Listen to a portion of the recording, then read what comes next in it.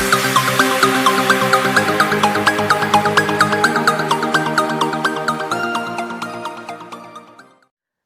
Everyone, स्वागत है आपका अपने यूट्यूब चैनल द स्टडी अड्डा में।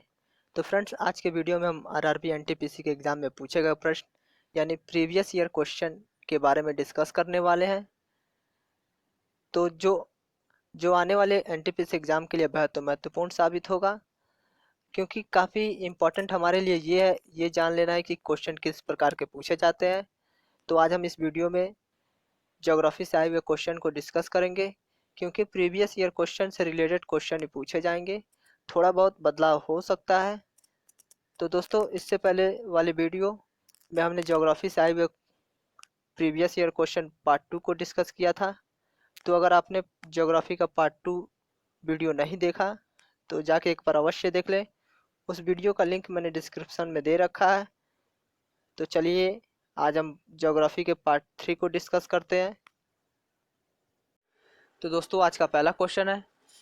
तो पहला क्वेश्चन है कि किस अभ्यारण्य को पूर्व में भरतपुर पक्षी अभ्यारण्य के रूप में जाना जाता है। तो इसमें पूछा गया कि कौन से अभ्यारण्य को पूर्व में भरत पक्षी अभ्यारण्य के रूप में जाना जाता है। तो वो जो है वो केवलादेव राष्ट्रीय उद्यान है। तो केवलादेव राष्ट्रीय उद्यान को भरतपुर पक्षी अभ्यारण्य के रूप में जाना जाता है। तो इसका ऑप्शन नंबर डी सही हो जाएगा। तो इसकी व्याख्या है, केवलादेव राष्ट्रीय उद्यान को पूर्व में भरतपुर पक्षी अभ्यारण्य के रूप में जाना जाता था। इसे पक्षियों का स्वर्ग भी कहा जाता है। तो केवलादेव राष्ट्रीय उद्यान को पक्षियों का स्वर्ग कहा जाता है।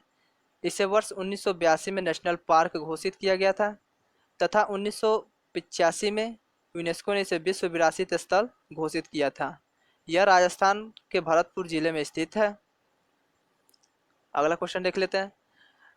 इसमें पूछा गया, अगला क्वेश्चन में पूछा गया कि कान्हा राष्ट्रीय उद्यान किस राज्य में है। तो ये बताना है कि कान्हा राष्ट्रीय उद्यान किस राज्य में है। तो कान्हा राष्ट्रीय उद्यान जो है वो मध्य प्रदेश राज्य में है। तो इसका ऑप्शन नंबर बी सही हो जाएगा। तो कान्हा राष्ट्रीय उद्यान मध्य प्रदेश में है। इसकी स्थापना 1955 में हुई है। वर्ष 1974 में इसे प्रोजेक्ट टाइगर के तहत लाया गया।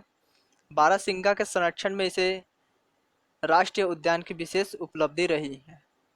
तो अगला क्वेश्चन देख लेते हैं। अगला क्वेश्चन है, निम्न में से किस स्थल को जुलाई 2016 में यूनेस्को की विश्व धरोहर स्थलों की सूची में शामिल किया गया है। तो कौन सा वो धरोहर स्थल है जो 2016 में यूनेस्को की विश्व धरोहर स्थलों में की सूची में शामिल किया गया है। तो वो है आपका कंचनजंगा राष्ट्रीय उद्यान सिक्किम। ऑप्शन नंबर ए सही हो जाएगा।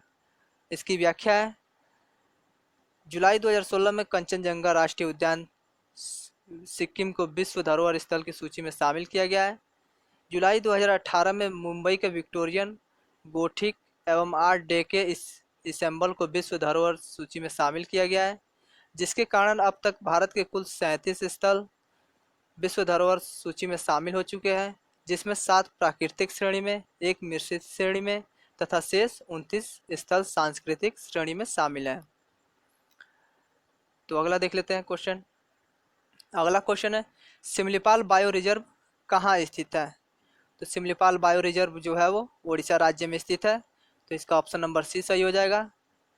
तो इसकी व्याख्या है, सिमलीपाल बायो रिजर्व मयूरभंज उड़ीसा में स्थित है। यह बायो रिजर्व 1994 में अस्तित्व में आया।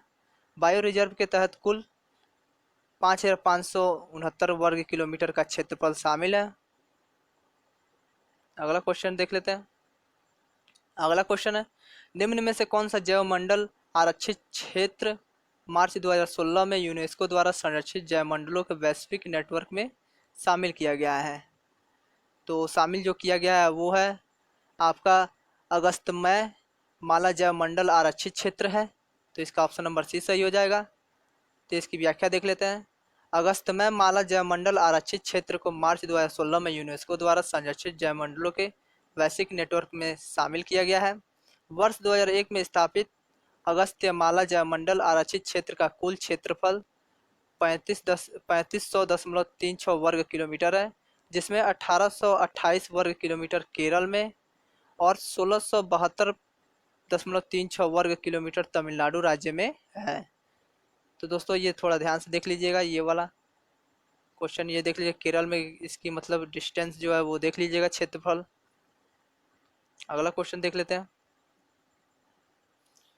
अगला क्वेश्चन है, जयमंडल आरक्षित क्षेत्र का सही विवरण क्या है? तो इसमें पूछ रहा है कि सही मतलब क्या है विवरण जयमंडल आरक्षित क्षेत्र का।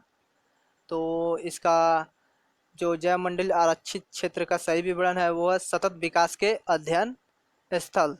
तो इसका ऑप्शन नंबर सी सही हो जाएगा। तो ऑप्शन नंबर सी सही है। तो जयमंडल आरक्षित क्षेत्र का सबसे सही विवरण सतत विकास के अध्ययन का स्थल है। तो इसकी व्याख्या देख लेते हैं। जयमंडल आरक्षित क्षेत्र सतत विकास का अध्ययन स्थल है। यह स्थल मंडल तटीय पर्यावरण के रक्षित क्षेत्रों का एक विशेष श्रेणी है, जहां मनुष्य की व्यवस्था का एक भी अभिन्न घटक है। यह प्राकृतिक बायोम तथा एक अकेला जैविक समुदाय का प्रतिनिधि नमूना है। जैवमंडल आरक्षित क्षेत्र की संकल्पना वर्ष 1975 में की गई। इसका प्रारंभ यूनेस्को के मानव एवं जैवमंडल कार्यक्रम के अधीन हुई है। तो दोस्तों आज का जो सब्जेक्ट है इसमें समझने वाली कोई ऐसी चीज़ नहीं है कि जो समझाया जाए, तो बस इसमें पढ़ते जाना है, व्याख्या साथ में दिया हुआ है, तो इसको समझने की उतनी कोई ज़्यादा ज़रूरत है नहीं। तो अगला क्वेश्चन देख लेते हैं। अगला क्वेश्चन है, निम्नलिखित में से कौन से स्थान को अद्वितीय प्राकृतिक पर्यावरण होने की वजह से यूनेस्को द्वारा 1985 में वैश्विक विरासत स्थल घोषित किया गया है? तो आपका ये जो है वो है मानस वन्यजीव अभयारण्य असम में जो है वो।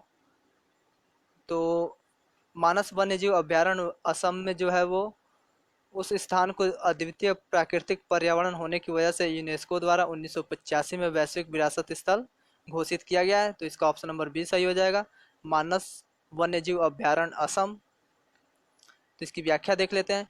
यूनेस्को द्वारा विश्व विरासत स्थलों में 29 सांस्कृतिक स्थल, 7 प्राकृतिक स्थल था तथा एक मिश्रित स्थल भारत में स्थित है। प्रश्नानुसार दिए गए विकल्पों में से मानस वन्यजीव अभयारण्य असम को वर्ष 1985 में प्राकृतिक श्रेणी में विश्व विरासत स्थल घोषित किया गया था। इसके अलावा सुंदरवन राष्ट्रीय उद्यान पश्चिम बंगाल को 1987 में, चंपानेर पावागढ़ में को वर्ष 2004 में तथा एलिफेंटा की गुफाओं को वर्ष 1987 में विश्व विरासत स्थल घोषित किया गया था। अगला क्वेश्चन है, निम्न में से किसे यूनेस्को द्वारा 2016 में विश्व धरोहर घोषित किया गया है? तो वो है जो कंचनजंगा राष्ट्रीय उद्यान है। तो कंचनजंगा राष्ट्रीय उद्यान को यूनेस्को द्वारा 2016 में विश्व धरोहर घोषित किया गया था। तो इसका ऑप्शन नंबर ए सही है, कंचनजंगा राष्ट्रीय उद्यान। तो इसकी व्याख्या देख लेते हैं। जुलाई 2016 में भारत के कंचनजंगा राष्ट्रीय उद्यान को यूनेस्को द्वारा विश्व धरोहर स्थल घोषित किया गया था।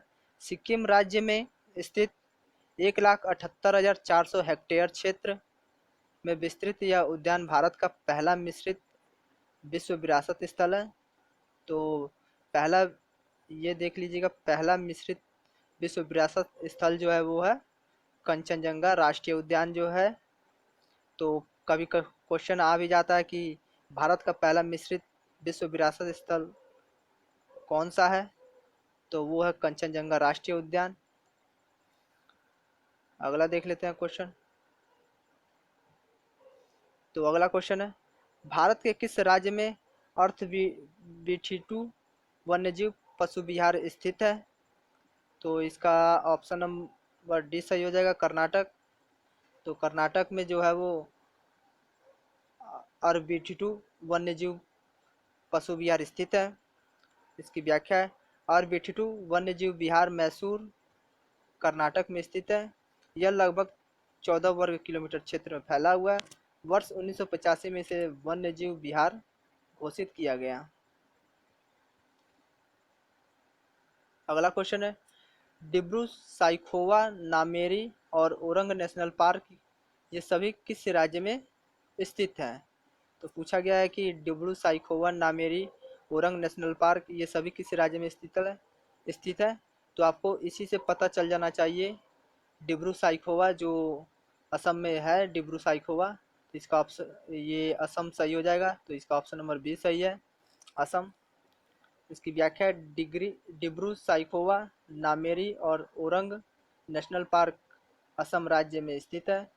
इसके अतिरिक्त असम में काजीरंगा नेशनल पार्क, मानस नेशनल पार्क भी स्थित है। असम में कुल 5 नेशनल पार्क स्थित है। तो असम में कितने नेशनल पार्क स्थित है? 5 नेशनल पार्क स्थित है। अगला क्वेश्चन है, दुर्लभ साइबेरियाई सारस में नियमित रूप से आया करते थे, जो कि एक वैश्विक विरासत स्थल भी है। तो इसमें पूछा गया कि वो कौन से स्थल हैं जहाँ साइबेरिया सारस नियमित रूप से आया करते थे। तो वो स्थल है वो केवलादेव राष्ट्रीय उद्यान है। तो इसका ऑप्शन नंबर सी सही हो जाएगा, केवलादेव राष्ट्रीय उद्यान। तो इसकी व्याख्या है, दुर्लभ साइबेरियाई सारसों का नियमित रूप से आगमन राजस्थान के केवलादेव राष्ट्रीय उद्यान में होता था। ये पक्षी साइबेरियाई के ठंड के मौसम के दौरान लंबी यात्रा करके भारत आते थे। हालांकि इनका आगमन अब नहीं हो रहा है, तो अभी बहुत कम भी दिख रहे हैं ये लोग। तो अगला क्वेश्चन देख लेते हैं, निम्न में से किस प्रजाति को कश्मीरी हिरण कहा जाता है? तो किस प्रजाति को कश्मीरी हिरण कहा जाता है? तो हांगुल प्रजाति को कश्मीरी हिरण कहा जाता है। तो इसका ऑप्शन नंबर डी सही हो जाएगा, हांगुल। इसकी व्याख्या है, हांगुल प्रजाति को कश्मीरी हिरण कहा जाता है। यह श्रीनगर के दाची ग्राम राष्ट्रीय पार्क में पाया जाता है। वर्ष 2011 की जनगणना के अनुसार इसकी संख्या मात्र 200 थी। अगला क्वेश्चन है, भारतीय वन्यजीव संस्थान में स्थित है।